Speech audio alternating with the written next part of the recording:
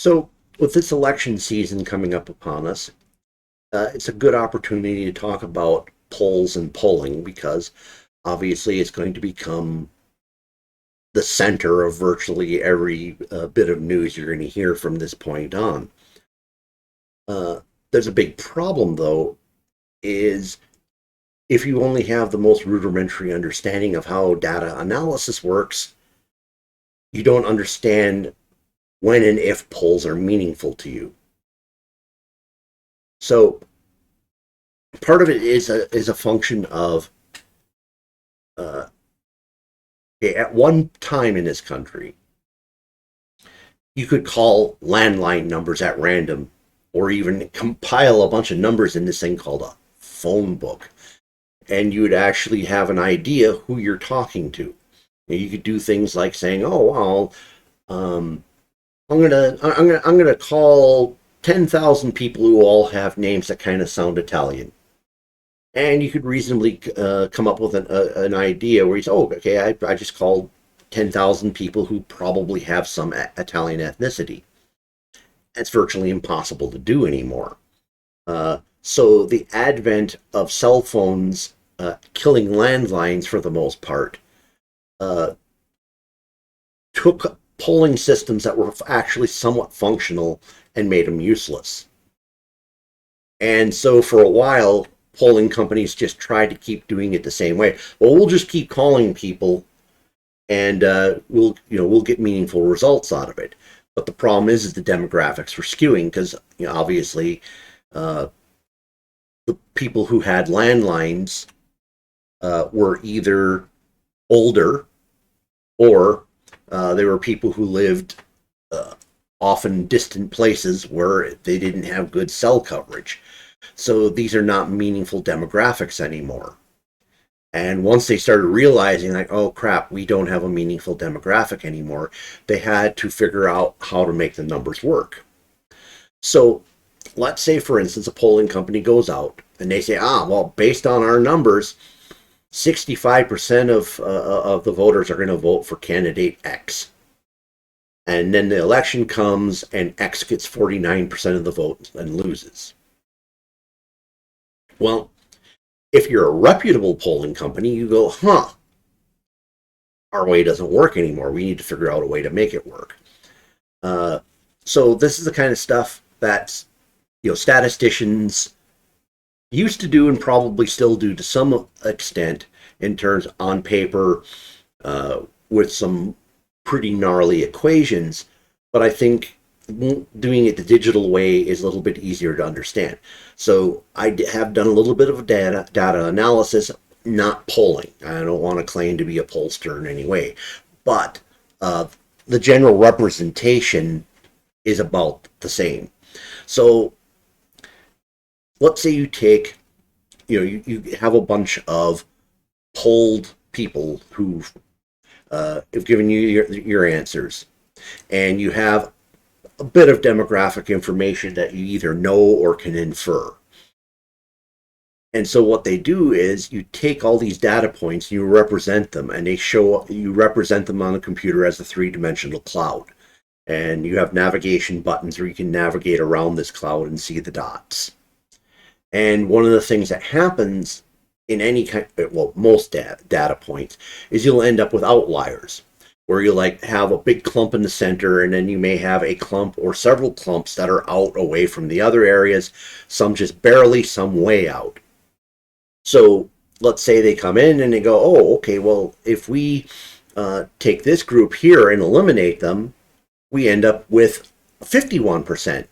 You say, okay, that's a lot better than the number we came up with. So let's use this as a model, and that's what data modeling is trying to find what is screwing up your data, why your data is not giving you a real world answer, and then trying to get it to match the real world.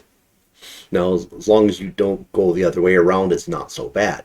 But yeah, it is reasonable for data not to match the real world, especially when you're talking about people giving you answers. I'll give you a good example. Let's say one of your outlier groups is 20 to 30-year-olds, and you eliminate them, and it works really good. And what might be happening is when 20 to 30-year-olds are interviewed for a poll, they might say, oh yeah, I'm voting for so-and-so. And then when the election comes, well, they're sitting around stoned eating potato chips, and they don't actually show up. So although they're part of your data set, and they say they're voting, and they're telling you who they would vote for if they actually showed up, they're not actually showing up. So removing them is an acceptable form of modeling. Now, here's things that can happen. Is your model might work one year and then not the next. Why is that? Well, just because you tweaked your data and you got, you're always tweaking your data after the fact. So you turn your 65% into a 51%, and you say, we figured it out. Well, it could be coincidence. You may have removed some outliers that gave you a good answer, but it may not have actually been you may have not picked the right reason, the right group. So then when you do it again 2 or 4 years later for the next election, your model blows up and you're like, oh, we're back to square one. And this happens to a lot of the polling companies. So here's the problems you run into as a consumer of polls trying to make sense of it. First, there are polling companies whose sole purpose is to act as a political weapon for one side or the other. So they're not interested in reporting actual numbers. Their goal is to try to convince the other side that their situation is so hopeless it doesn't even pay to show up at the polls. I guess there could be an attempt to try to convince the other side that things are so great that you don't need to show up because everybody else is going to, everyone else is going to vote the person in, but that's not typically what happens. Typically what we see in August up through Labor Day is what's called suppression polls, where one side goes out and says, hey, look how bad your side's getting clocked. You shouldn't even think of, it doesn't even pay to vote. You've already lost.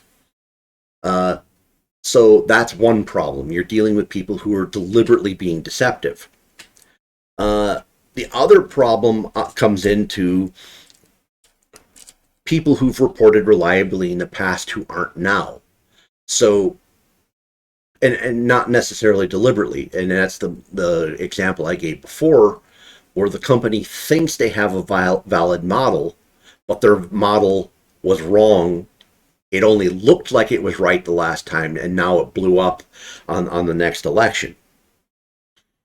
So sometimes you'll hear various pundits will say, oh, well, this poll is complete garbage because they eliminated this whole group of people from it, or they removed portions of it, or they changed, moderated, or underrepresented the data sample. Well, that may be bad, or it may not. So let's say this is something I hear, like some of the right pundits will say. They'll talk about, oh, well, this poll deliberately understates Republicans, so therefore it's a bad poll. Well, let's say through their whatever methodology of contact they're using, they discover that for some reason they're getting more Republicans that are actually in the local area. So let's say you have an area that is pretty much 50-50 Democrat Republican, and you go out and do polls and you say, I'm coming up with this I'm coming up with 60% Republicans out there. Now, if you have valid data, you could reasonably say, okay, for some reason, our method of communication is oversampling this group when we know it's supposed to be 50-50. So by tweaking it to a more moderate number, you're not necessarily messing up the data, unless that's your intent. So the thing is if the pundit is telling you that a poll is bad because of how they're moderating the data, but they don't know why or don't explain why it's being moderated, the answer he's giving you is meaningless. The poll could be valid, it could be invalid, you don't know. So obviously you get into the problems of imploding models where it's like, okay, this particular poll has predicted things well for the last 2 or 3 cycles, and so we can trust it again. Maybe, maybe not. And typically the big problem is most polling companies don't give you their modeling methods. Because a lot of times it's proprietary. Now, if they've actually got a system that works, they don't want all their competitors to have access to it because they have a product that's sellable. So you have a lot of problems in terms of trying to figure out what is valid and what is not. So the really, really good pollsters are generally private. They do not publicly release their results. They give their results directly to the candidate, or excuse me, the candidates purchase directly from these pollsters. And these pollsters tend to be partisan. They have a particular group they're working for, and they get into the really deep nitty-gritty stuff. Real good story. Okay, I think it's a good story. Back in 2016, from Gary Johnson. Now, if any of you are following what was happening with Gary Johnson, through the early parts of the summer, all of a sudden he became this media darling. He was showing up everywhere, and he's being allowed to speak his mind, and everyone was leaving him alone, and everything looked really good. And people were saying, "Oh, goodness, why did the media do this?" Well, because the initial polling results showed that Johnson was going to take more votes away from Trump than he was Clinton. So everything was okay with it. Now, by late summer, what happened is they had enough polling data now to have a better picture of what was happening. So their initial projection was Johnson was going to steal votes from Trump. Well, when they had better numbers, they went, "Oh no, he's stealing from Clinton." And all of a sudden, the media turned on him. What is Aleppo? In all honesty, that should not have been the end of anybody's campaign. Most of the same people who were crowing about what a horrible gaffe it was didn't know where the hell Aleppo was either. But the point being is the pollsters were incorrect initially due to insufficient data. But they made a projection on what data they had. And once they had better data, essentially the whole machine turned, and then you barely saw Johnson again from that point forward.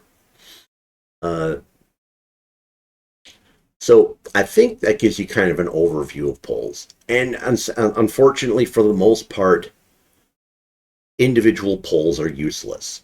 There is, I believe it's on Real Clear Politics, where they have a averaging poll. This averaging poll is probably better than individual polls, but it's one of those things. I mean, if you have too many bad polls in your average is going to be bad too. But it's probably a better indicator of what's going on than individual polls. The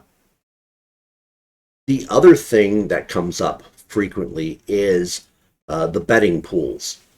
You can bet on elections, and they do post odds.